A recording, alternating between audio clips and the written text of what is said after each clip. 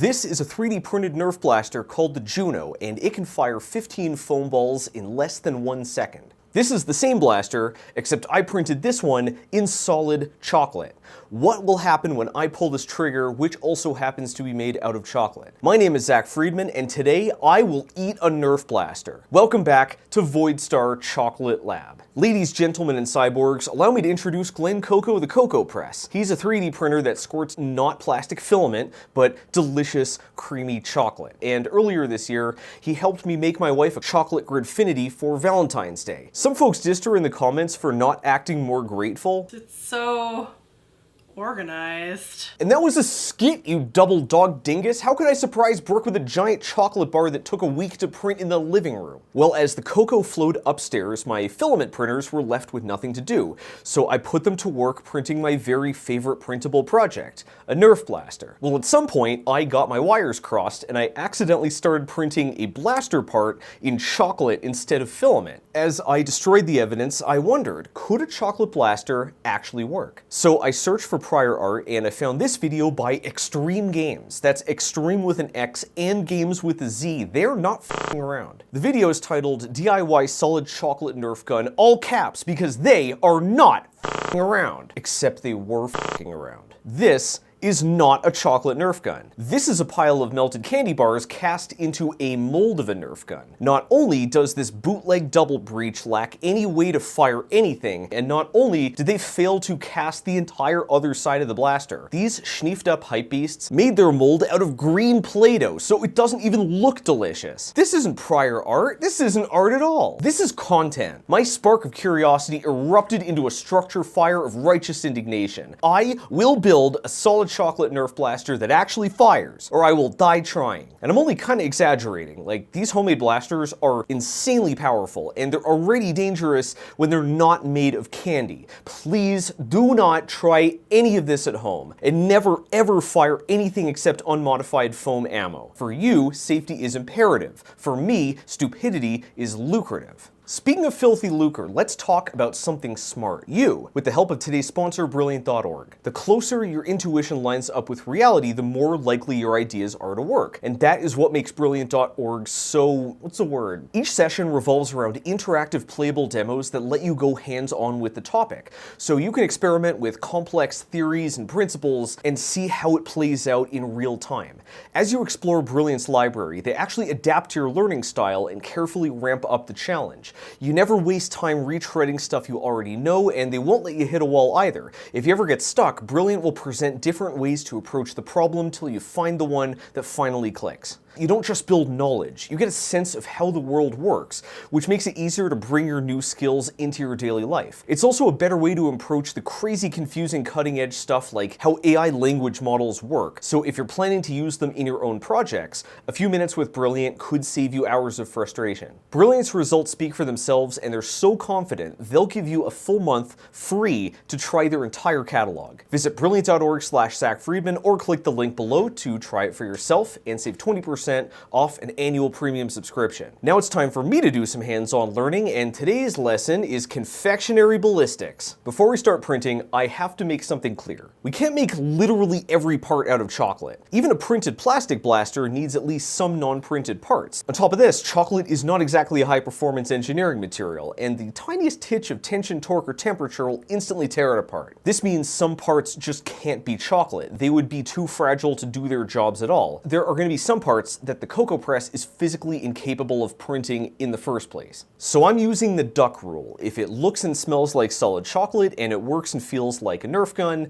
I'm going to call it a solid chocolate Nerf gun. If that makes you cry clickbait, your body does not have the surface area to touch enough grass. And I swear, if one of you insufferable nincompoops calls me out for saying gun instead of blaster, I will increase your surface area for you. So this leaves us with a major question. Which 3D printable blasters are most likely to actually work if we print them in chocolate? I found my answers in the one place I never expected to learn anything: YouTube. Allow me to introduce Luke. For over a decade, his company Out of Darts has manufactured and sold a world-class foam arsenal right here in America. They carry everything from piddly pocket pistols to a $525 self-priming carbine. Luke didn't just point me in the right direction. He sent us a care package of blaster kits, magazines, and ammo to cover nearly every firing system and foam form factor.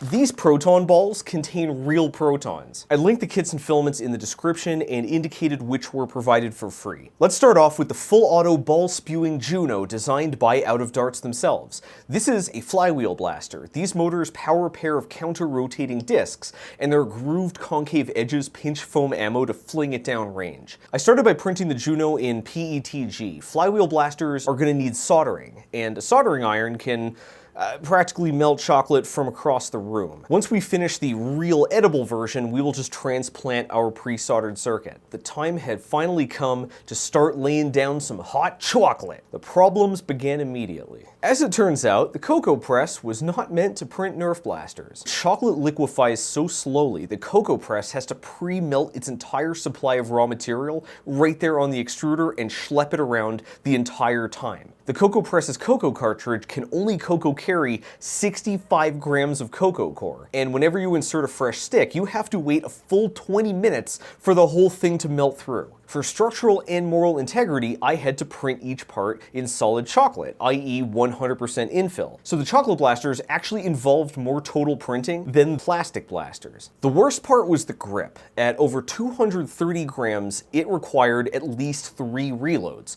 There's currently no way to preheat a backup cocoa cartridge outside the printer. I had to sit there the whole 4 hours, 15 minutes, plus 20 minutes per reload, times 4 reloads, for just this one part. But the grip was nothing compared to the worst part, the battery and mag holder. Weighing in at over 300 grams, I had to babysit Glen Coco for an entire workday to swap chocolate cores 7 times. The big stuff was obnoxious, but the small parts were the worst parts. The battery cover was so thin, the print couldn't even support its own weight, so I had to slice it into 5 segments and manually reassemble them, and bear in mind, you can't glue chocolate. You have to weld it by melting the surfaces on a bottle of warm water. The only bottle large and flat enough happened to be full of Toki Japanese whiskey, and though disposing of it was an arduous task, I shouldered that burden for the greater good. The worst parts weren't even printable at all. The flywheel cage came out so thin the motors just punched right through it. Then we have the drive gear that pushes balls into the flywheels, and I discovered chocolate doesn't do too great with shear stress either. Who knew? That gearbox motor is clamped into place with this little cage, and I could barely print that in plastic. That brings us to the trigger. This tab has to push 2 micro switches, one to rev the motors and one to fire balls. And that party pooper Isaac Newton says the switches push back. In spite of that fig-filled face, the trigger actually held up. Even though I kind of promised to use it at the beginning of the episode, I decided it was too risky to actually use. Chocolate starts melting immediately on contact with skin, so I could only handle these projects with white cotton chocolate gloves. Not white chocolate cotton gloves. I didn't actually use any white chocolate in this project. Nope, I had to print the worst part in orange. This may be a glorified truffle with a pistol grip, but it still looks close enough to a real steel weapon to make nosy neighbors drop a dime. So unless we want the Denver PD to paint a Jackson Pollock with my dogs, this thing needs an orange tip. So I went on Amazon and I bought some orange melting chocolate. It contains 0 orange or chocolate, so you know it's good. I melted it in the microwave like a filthy goblin, piped it straight into the empty cartridge, and knocked out the air bubbles with this weird buzzing gizmo I found in my wife's nightstand. I loaded this confectionery crime against humanity into the cocoa press, and I can't believe I'm actually saying this, but it worked. But the worst part was the assembly. You can't use nut screws or any fasteners with chocolate at all. They would just rip right out. Everything had to be welded, and that meant I had to empty another Toki bottle. What a martyr I am, but it got worse. As I mounted the flywheel assembly, its sheer weight snapped the entire front of the blaster off, and the edge was too jagged to repair with my whiskey bottle. So I chopped up the scraps, had Chef Mike melt them down, and I spackled them on like Bondo to patch the chassis back together. Then the wiring burst through the flywheel cover, and I had to rebuild it with even more globs of chocolate. But the grip was a nightmare, certainly the worst part. The Juno switches are mounted to this plate that's supposed to slide into the grip. Needless to say, that plate was way too thin to actually print in chocolate. But even the plastic plate proved problematic. Chocolate prints are so inaccurate, it like exploded the grip from within. I had to carefully excavate the excess chocolate and reconstruct the handle around the inner plate piece by piece. Then I had to fill in all those gaps with even more microwave chocolate. My Cocoa Juno ended up being this lumpy patchwork of scars, seams, and sloppy spot fixes, barely maintaining structural integrity. It looks like Frankenstein's monster had an allergic reaction after losing a bar fight. I hope my baby is more beautiful on the inside, because if I have to crack the shell open, I have to literally crack it open. So would it actually hold together long enough to get a shot off? There's only one way to find out. I strapped on my most tactical vest, buckled up the cheapest helmet on AliExpress, and grabbed my last clean pair of white gloves. Brooke and I donned ballistic goggles, loaded the mag, and connected the battery. The cover was too thin and fragile to actually fasten, so I just had to balance it on top the whole time. I nervously picked up my Cocoa cannon and crammed the mag deep into its brown blaster bussy. The chocolate was already melting in my hands, and the entire thing could just crumble at any second. The pressure came down like a heavy rain, a chocolate rain. Would I stay dry or would I feel the pain? Chocolate rain. I carefully carried the chocolate Juno to the backyard, took aim, and revved up. In the moment of truth, can I print a functional firing blaster in chocolate? Yes. The flywheels roared to life, the drive gear buzzed, and a ball erupted from the orange-free, chocolate-free orange chocolate muzzle. Its chocolate hop-up actually gave it some backspin. I pulled the trigger again, the flywheels revved up, but this time, nothing fired. Masonry tumbled from my sphincter as I gingerly ejected and reseated the mag, but again, only a single ball would fire.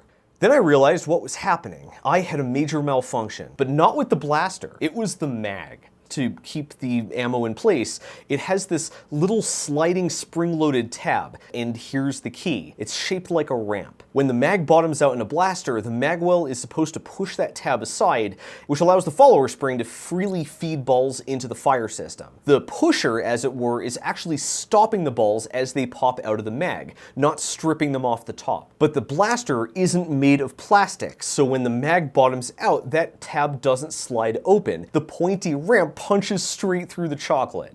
By sheer coincidence, this was knocking a single ball loose, but it couldn't open the floodgates far enough to fire full auto. All I needed was that single shot. I have successfully built and fired a working Nerf blaster printed almost entirely in solid chocolate. Why are we only halfway through the video? First problem was I had to print every part of the firing system in plastic. Only the Juno's shell is edible, so technically this isn't a chocolate blaster. It's a chocolate-coated blaster. But there's a more fundamental problem. See, when I hear the phrase chocolate blaster, I think blaster made of chocolate. But everyone I asked seemed to assume I meant blaster that fires chocolate darts. You can't get solid objects through a flywheel blaster. This thing could not possibly fire chocolate, so this was a dead end. I'm satisfied with my sad blobby ball blaster, but you are the one who likes, comments, subscribes, supports me on Patreon, and runs into me at Open Source in a week or so you can get a free maker chip. The chocolate might be solid, but my victory was hollow. My work isn't done until I get a chocolate blaster to fire a chocolate dart. And luckily, Out of Darts had my back. I thought they were out of darts. This is the Cynthia, a bolt-action Springer by a very serious blaster designer who goes by the name Silly Butts. I assembled this on a private live stream with our patrons while I answered their 3D printing questions. Silly Butts himself even dropped by. Patreon members of any tier can watch that replay at the link below and participate in our next Q&A stream. That's patreon.com/Zack Freedman, and here's my solemn promise, I will not promote anything else unless it's really good. I didn't even bother printing the Cynthia in chocolate because Sir Isaac Newton is an equal and opposite pain in my ass. When you prime a Springer, you're compressing a spring, and the spring pushes equally hard on the blaster. Basically, every part of the Cynthia's frame is structural, even the Picatinny rail, and the energy it takes to get a dart down the barrel is more than enough to punch a cotter pin through an arbitrary amount of chocolate. Even if I tried to make this on the cocoa press, it would end up containing basically no chocolate. I still had fun picking out some mod parts like the bulbous Fudge Jr. foregrip by chance, the swoopy furniture package by Shoeless Historian, and the closed bolt mod by Thrillamit. It ended up looking like something Willy Wonka would use to put down an Oompa Loompa labor strike. But I built it anyways because I needed a testbed to design chocolate darts. Nerf ammo has to feed from a magazine, it has to seal with the barrel without smearing against the sidewalls, and of course it has to survive a high-speed trip between muzzle and target. I won't bore you with the details because they were actually very boring, but this is the outcome. I present the apex of confectionery gunsmithing, the mightiest munchable munition in the Mountain Time Zone, the ACF SDS, Aerodynamic Chocolate Fin Stabilized Discarding Sabot. The payload is a chocolate flechette encapsulated in a two-part sheath printed in IGUS iGlide I-151PF. That's a food-safe PETG infused with solid lubricant, and it's specifically designed for industrial food service automation. Its low toxicity and super slick coefficient of friction make it ideal for high-intensity print-on-food action. There really is a filament for everything. The Sabot protects the payload as it travels up the mag and fits snugly in the breech. When I pull the trigger, this cup on the bottom flares out to seal against the barrel, and the instant it leaves the muzzle, air resistance pulls the halves apart. The scrumptious slug's front-loaded center of gravity and extended tail fins create drag stability. This should reduce both tumbling and crumbling. The only problem is this isn't chocolate. This is just brown PLA. This is what the real deal looks like. Chocolate cools so slowly, heat buildup turns small details into blobs. If we want to print this on the cocoa press, we have to scale it way up. That means our all-chocolate blaster has to be able to chamber a giant round. If we could make the barrel itself out of that IGUS low-friction filament, we wouldn't need the Sabots at all. Our chocolate dart truly would be chocolate gear solid. That brings us to our final blaster, the Gambit by Flux Labs. Unlike the Cynthia and Juno, the Gambit's printable files are not public. Per the creator's request, you can only buy pre-printed kits directly from Out of Darts, who unfortunately does not offer chocolate as a standard finish. I was given permission to be one of the very few people to actually get the production files to print myself, and I truly appreciate Luke's trust. Give this guy some love for going above and beyond in pursuit of, and I am saying this extremely charitably, science. The Gambit is an adorable break-action pistol that looks straight out of Team Fortress 2, except somehow even cartoonier. You pull the hammer to open the breech, drop in a Mongo shotgun shell, and then freak out because this thing is a f***ing muzzle flare. The Gambit is a high-pressure air blaster, and it f***ing slaps. By that I mean it fires a gigantic Mega XL dart so forcefully it audibly slaps against the wall. The magic is all in the shell. The silver part is a 40 Max airsoft grenade cartridge, basically a pressure vessel with a built-in dump valve. You charge it with propane, aka green gas, and when something pushes this button, it uncorks the high-pressure shmoo and sends the payload f***ing rocketing. Since it uses green gas, it's technically not a high-pressure air blaster, but HPA is like the name of the archetype, not the name of the operating system. So the Gambit is intriguing from a chocolate point of view because the ammo is doing all the work. The blaster just gives it a handle and pushes the little button for you. Is this cheating? The dart goes into the shell, and the shell goes into the blaster, so if you consider the shell to be part of the blaster or part of the dart, that means I'm putting a thing inside itself, and that's just ontologically silly. If the dart is chocolate and the blaster is chocolate, it doesn't matter what the shell is made of. Aristotle says, I win. Get dunked on platonically. Not only did I have another extra long weekend painstakingly swapping cocoa cores, the Gambit was way harder to fabricate than the Juno.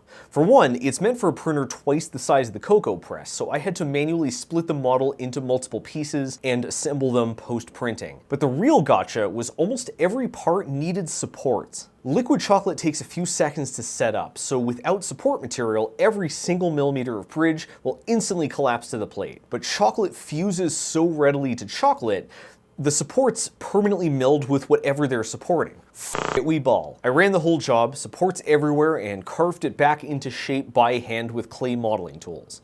The parts broke a lot, and this Sisyphean ordeal is what I deserve for trying to talk like a zoomer. Right from the start, I knew we would need some plastic. The Gambit's latch slides through a track, so if I printed this in chocolate, friction would turn the moving parts into just parts. Also, when we push that firing button, the button pushes back, and a chocolate firing pin would just smush. My patience is really running out for this Isaac Newton fellow. So back to to the eye, I guess I went for the latch firing system and special low-friction food-safe Mega XL shell. I shoved in my super-sized stabilized solid chocolate flechette, chambered the round, and et viola. A solid chocolate dart in an almost entirely chocolate blaster. We're locked and loaded, weapons hot, though not too hot or everything will melt, and there's nothing left to do but see how our chocolate Gambit plays out. Ah crap, I waited too long and the Gambit collapsed under its own weight. Bear with me while I microwave some chocolate and perform some culinary field surgery. Chamber loaded, eye pro on, anus puckered. If this is the end, let it be known I did not die doing what I love. That would be your mother. 3, 2, 1. Chocolate in the hole. It fired. It worked! With an ear-splitting pop and a blast of vapor, the Cocoa Gambit hurled its chocolate dart across the backyard. It worked. In fact, I managed to rearm the blaster and fire a second chocolate slug, which went even further. Unfortunately, round 2 was too much for my sloppy spot fix, and the shock irreparably shattered both the grip and the barrel. But this was a complete success. I had used a solid chocolate blaster to full send solid chocolate slug a full 30 feet. That might not sound like much, but this solid chocolate Mega XL weighed 10 times more than the real deal. If this thing managed to chunk someone, they would f***ing die. And that, my parasocial pals, is the answer no one wanted for a question nobody asked. This is how you make a solid chocolate Nerf blaster. Take that, Extreme Games. That's what you get for making millions of views, making videos YouTube actually wants to watch. None of this pointless endeavor would have been possible without Out of Dart's generosity and know-how, support from Brilliant.org, and of course, literal kilos of chocolate funded by our Patreon patrons. Your generous support makes our silliest dreams come true, you silly so-and-sos. Let me know what you'd like me to build next, in chocolate or otherwise, and if you can, chip in a few bucks to help make it happen. Every video I pick and thank 3 random lab scientist supporters, and today's are John Hayward, Acalia that silly Foxo, and Jimmy Neer. Candy-coated thanks to our collaborators, Phil McCaffrey, the Benevolent Misanthrope, Microwave, Bitrot, Turner's A, ZomboDB, SXP, Chuck Me Harder Baby, Scott Reaney, Schleppy the Schwagster, and the suits ruined our fun. Last time I printed their names and ate them, so this time I made a collaborator milkshake and I drank their milkshake. Finally, our lab assistant supporters, who melt my heart, not my hand. Their silly names have finally grown too long to read in full, so I had to abbreviate a few to appease the algorithm. I always read new supporters' names no matter how ridiculous, so thank you Max Luck, Land Jesus, Scroto Saggins, Talon, Haunted Water Heater, Burnduck 3, Iron Rain, Micah Freedman, Joseph Ribka, Just Human Garbage, Earth is 3D Printed, Bryn Wolf Schulte, Zach Harvey, General Buck Turgidson, Jason, Rusty Flute, Sorceress MLE, Roger Pinkham, Eddie, Circle Zero, Quantumly Tangled, Kermit the OG Frog, Zack, Zapf, Robert the Bob, Not 3 Raccoons, Thunder Chicken, Rihanna 99 and Urch, Craft Computing, Amir Rahum, Slippy McToof, Right to Repair, Stormby Design, Karnamon, Timor, Amanishi, Ergay, Haley Kerman, Jack Moran,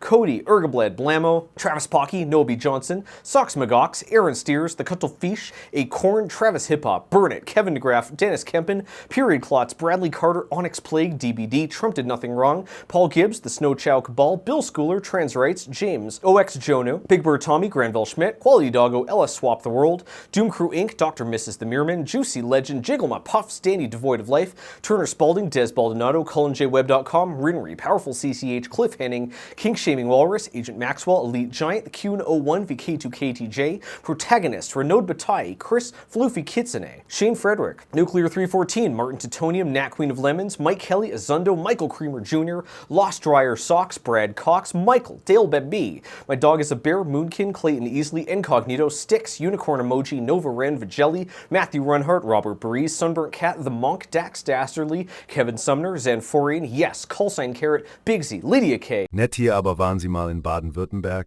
Eclipse Zashart, Varka, RoboKey Mao, Bob Dobbington, Lord Gary, Evan Kinney, Good Suck, Spire, Olive Robbins, Cameron Ogletree, Viwatch, SKL, John Loves Jen, Cameron McPherson, Jamie, Steve's dad, and Mitch 3D, the 3D printer backpack guy. I saw him at Irmurf. His printer was indeed packed onto his back. Also, thanks No Disassemble, who signed up just barely after we shot this. Thanks for watching, and I will see you in the future.